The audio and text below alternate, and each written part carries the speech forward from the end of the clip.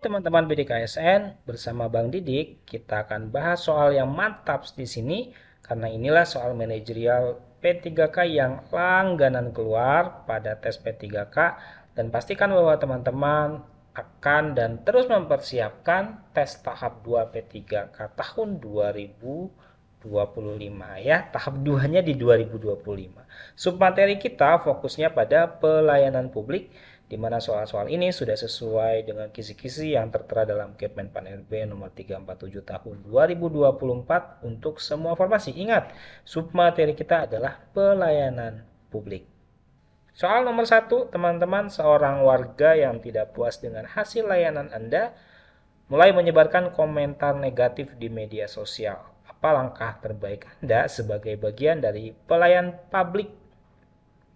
Ya, kita sebagai pelayan publik di institusi yang warganya merespon tidak puas, gitu ya.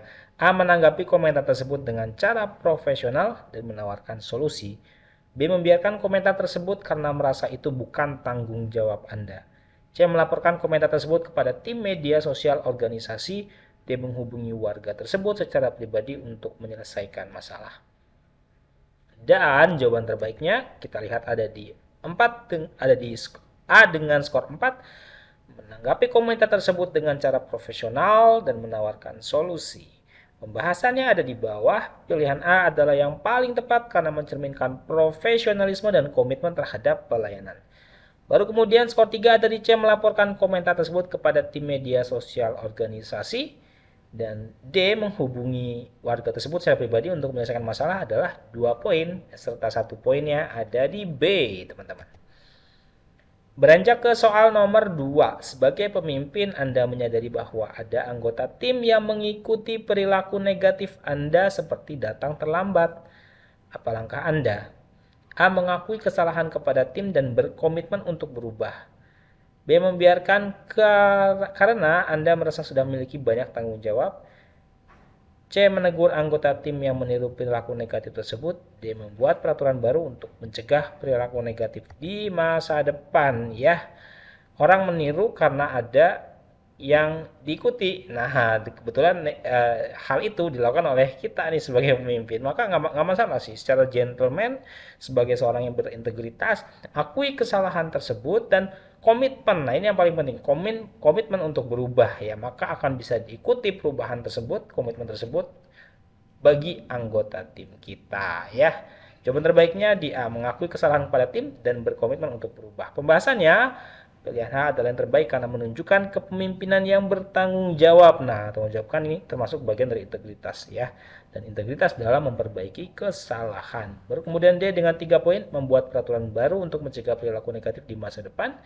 2 poin di C dan 1 poinnya membiarkan di B. Soal nomor 3, teman-teman, saat terjadi bencana di wilayah tugas Anda, ada 2 kelompok masyarakat yang sama-sama membutuhkan bantuan segera. Sumber daya yang tersedia terbatas dan tidak cukup untuk membantu keduanya sekaligus. Apa yang harus Anda lakukan? A. Membagi sumber daya secara adil di antara kedua kelompok meskipun jumlahnya tidak mencukupi untuk keduanya. B. Memprioritaskan kelompok yang lebih rentan berdasarkan analisis cepat kebutuhan mereka. C. Menunggu instruksi dari pihak atasan agar tidak salah mengambil keputusan. D. Menyalurkan bantuan kepada kelompok yang memiliki hubungan lebih dekat dengan organisasi. Dan jawaban terbaiknya tentu saja kita temui di B. Memprioritaskan kelompok yang lebih rentan berdasarkan analisis cepat kebutuhan mereka. Ini skor 4. Pembahasannya, pilihan B adalah yang terbaik karena menunjukkan kemampuan mengambil keputusan berbasis prioritas dan integritas dalam situasi mendesak.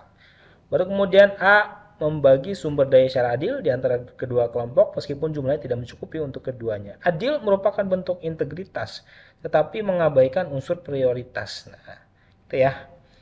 Dan C, menunggu instruksi dari atasan, ini kurang inisiatif. Dan D, menyalurkan bantuan kepada kelompok yang memiliki hubungan lebih dekat. Nah, ini dipertanyakan justru integritasnya.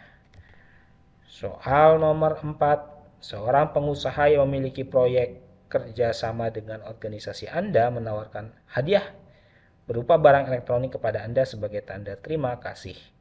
Apa respon Anda? A. Menolak hadiah tersebut dan melaporkan kejadian ini kepada pihak terkait. B. Menerima hadiah dengan alasan bahwa ini hanya tanda terima kasih. D. Menyampaikan kepada pengusaha bahwa pemberian hadiah melanggar aturan tanpa melaporkannya. Dia mengarahkan pengusaha untuk memberikan hadiah tersebut kepada organisasi secara resmi. Ini oke, tanda terima kasih ya. Ini berpotensi gratifikasi sepertinya. Maka jawaban terbaiknya berdasarkan unsur integritas ya adalah yang A. Menolak hadiah tersebut dan melaporkan kejadian ini kepada pihak terkait. Nah, pembahasannya pilihan A adalah yang paling tepat karena menunjukkan sikap anti gratifikasi sesuai dengan prinsip integritas. Baru kemudian C dengan 3 poin menyampaikan kepada pengusaha bahwa pemberian hadiah melanggar aturan tanpa melaporkannya. D mengarahkan pengusaha untuk memberikan hadiah tersebut kepada organisasi secara resmi. Dan B 1 poinnya. Soal nomor 5. Dalam organisasi sosial Anda terdapat keluhan bahwa beberapa anggota masyarakat mendapatkan prioritas layanan karena kedekatan dengan petugas. Bagaimana Anda menangani situasi ini? A. Menyelidiki keluhan tersebut dan mengambil tindakan tegas terhadap pelanggaran yang ditemukan. B. Mengingatkan petugas untuk bersikap lebih adil tanpa menyelidiki lebih lanjut. C. Membiarkan situasi karena merasa itu bukan tanggung jawab langsung Anda. D. Membuat kebijakan baru untuk memastikan layanan diberikan secara adil di masa yang akan datang. Kita lihat jawaban terbaiknya ada di A. Menyelidiki keluhan tersebut dan mengambil tindakan tegas terhadap pelanggaran yang ditemukan. Pilihan A ini adalah pilihan yang paling baik karena menunjukkan tindakan langsung terhadap isu ketidakadilan dan menjaga kepercayaan masyarakat. Nah, itu pembahasannya. Kita lihat B dengan 3 poin mengingatkan petugas untuk bersikap lebih adil tanpa menyelidiki lebih lanjut. Diikuti dengan dengan D 2 poinnya yang membuat kebijakan baru dan C membiarkan, ini 1 poinnya. Ya, bagi teman-teman yang akan mengikuti tes tahap 2, pastikan teman-teman sudah memaksimalkan latihan dan belajarnya secara maksimal karena Bidik ASN menyediakan paket tryout P3K yang dapat teman-teman maksimalkan untuk persiapan tes tahap 2. Ada paket Mansoswan, ada paket administrasi perkantoran, ada paket penata layanan operasional, ada paket OLO atau operator layanan operasional. Bebas akses selama 6 bulan, ini fasilitas yang teman-teman dapatkan. 1 paket soal gratis dan 3 paket soal HOTS berkualitas. Jadi total 4 paket teman-teman. Disertai pembahasan soal dan analisa hasil pengerjaan teman-teman. Sudah termasuk manajerial, sosial, kultural, dan wawancara bagi yang beli AP, PLO, dan OLO. Ya. Grup diskusi bagi teman-teman yang akan persiapan P3K akan kami sediakan dan event webinar premium. Serta fitur kalender jadwal yang disesuaikan sesuai dengan jadwal dari BKN secara resmi. Untuk aksesnya teman-teman dapat mengakses di bimbel.bidikasn.com atau hubungi kontak person yang tersedia di kolom deskripsi. Ya, kami promokan harga 99.000 saja. Teman-teman dapat mendapatkan paket-paket tersebut dengan harga 69.000 saja. Kunjungi website bidikasn.com dan kita beranjak ke soal nomor 6, teman-teman. Anda sedang menangani proyek penting dengan tenggat waktu ketat. Sementara itu, atasan meminta Anda untuk menghadiri rapat yang tidak terkait langsung dengan proyek. Apa yang akan Anda lakukan? A. Mengikuti rapat sesuai perintah atasan, meskipun proyek menjadi tertunda. B. Mengalihkan proyek ke rekan kerja untuk menyelesaikan tugas sesuai perintah atasan. C. Mengabaikan rapat dan tetap melanjutkan pekerjaan proyek tanpa memberitahu atasan. D. Meminta izin untuk tetap fokus pada proyek yang sedang Anda kerjakan. Nah, ini ya, ini bentuk, nah kita pembahasannya dulu nih. Pilihan D adalah yang paling tepat karena menunjukkan kemampuan untuk menyampaikan alasan secara profesional dengan tetap fokus pada hasil akhir. Karena di sini kita sudah tahu teman-teman proyek ini ya sifatnya penting dan tenggat waktunya ketat, berarti ada target yang harus segera dicapai. Dan kita sadar bahwa rapat yang harus dihadiri itu tidak terkait langsung dengan proyek, artinya bisa saja diwakili oleh orang lain. Yang kita lakukan adalah ya minta izin bahwa ini proyek yang lebih penting harus dituntaskan gitu ya, dengan tidak bisa ditinggalkan. Nah, ini bentuk integritas kita untuk fokus pada pekerjaan yang menjadi tanggung jawab kita dalam hal ini gitu ya. Baru kemudian B, mengalihkan proyek ke rekan kerja untuk menyelesaikan tugas sesuai perintah atasan. Berarti ini mengabaikan proyek yang sifatnya lebih penting untuk mengejar atau menghadiri rapat yang tidak berkaitan secara langsung. Ini malah mengabaikan tugas yang sifatnya mendesak. Ya, ini integritas kita diuji di sini teman-teman. Maka apakah meminta izin itu berarti melanggar atau tidak sesuai dengan perintah atasan?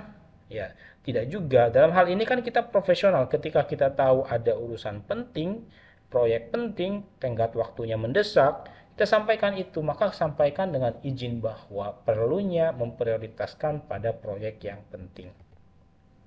Soal nomor 7, seorang rekan kerja menggunakan wewenangnya untuk kepentingan pribadi yang merugikan masyarakat. Anda menyadari tindakan tersebut, apa langkah Anda? A, melaporkan tindakan tersebut ke pihak berwenang untuk ditindaklanjuti. B, mengingatkan rekan tersebut secara pribadi agar tidak melakukannya lagi. C, membiarkan situasi karena merasa itu bukan tanggung jawab Anda. D, membicarakan situasi ini dengan tim untuk mencari solusi bersama. Dan jawaban terbaik tentu saja ada di A, melaporkan tindakan tersebut ke pihak berwenang untuk ditindaklanjuti. Ini menunjukkan integritas dan keberanian untuk menegakkan aturan, menjaga akuntabilitas di lingkungan kerja. B, mengingatkan rekan tersebut secara pribadi agar tidak melakukannya lagi. Ya, skor 2 poin di D, membicarakan situasi ini dengan tim untuk mencari solusi bersama. Dan C, 1 poinnya. Soal nomor 8. Dalam sebuah acara, masyarakat mengeluhkan layanan yang lambat dan tidak transparan dari organisasi Anda. Apa tindakan yang paling tepat untuk menangani keluhan tersebut? A, segera meminta maaf dan memberikan informasi yang dibutuhkan masyarakat. B, mencatat keluhan untuk dibahas nanti dalam rapat tim internal. C, menjelaskan bahwa kendala teknis sering terjadi dan meminta masyarakat untuk bersabar. D, mengabaikan keluhan karena bukan tanggung jawab langsung Anda. Jawaban terbaik ada di A, segera meminta maaf dan memberikan informasi yang dibutuhkan masyarakat. Pilihan A adalah yang terbaik karena menunjukkan respon cepat, tanggung jawab, dan empati terhadap keluhan publik, teman-teman. Seorang warga melaporkan bahwa layanan organisasi Anda cenderung memprioritaskan golongan tertentu. Bagaimana Anda merespon situasi ini? A, menjelaskan bahwa prioritas diberikan sesuai kebutuhan masyarakat tanpa menindaklanjuti laporan. B, membantah tuduhan tersebut karena merasa organisasi Anda sudah bekerja secara adil. C, tidak merespon laporan tersebut karena dianggap tidak berdasar. D, menyelidiki laporan tersebut dan memastikan layanan diberikan secara adil ke depannya. Dan jawaban terbaik tentu saja ada di D, menyelidiki laporan tersebut dan memastikan layanan diberikan secara adil ke depannya. Baru kemudian A dengan 3 poin, menjelaskan bahwa prioritas diberikan sesuai kebutuhan masyarakat tanpa menindaklanjuti laporan ya. Dan B 2 poin, C 1 poin. Pembahasannya, pilihan D adalah yang paling tepat karena menunjukkan komitmen pada keadilan dan transparansi dalam layanan. Soal nomor 10, teman-teman bidik ASN, untuk teman-teman dapat menjawabnya di kolom komentar yang tersedia. Organisasi Anda menghadapi keterbatasan anggaran dan harus memutuskan program mana yang harus diprioritaskan. Apa langkah Anda? A, menganalisis dampak dari setiap program dan memprioritaskan yang paling bermanfaat bagi masyarakat luas. B, memilih program yang lebih mudah diimplementasikan agar hasilnya cepat terlihat. C, memprioritaskan program yang mendukung hubungan dengan pemangku kepentingan tertentu. D, membagi anggaran secara merata tanpa mempertimbangkan kebutuhan spesifik. Dan kita lihat jawaban terbaiknya teman-teman. Nah, boleh jawab di kolom komentar ya, karena kita akan lihat pembahasannya dari Bang Didik tentunya. Like dan subscribe video ini. Puluhan video telah diupload dan akan terus ada upload video P3K dan CPNS setiap harinya. Salam Bang Didik, salam bidik ASN.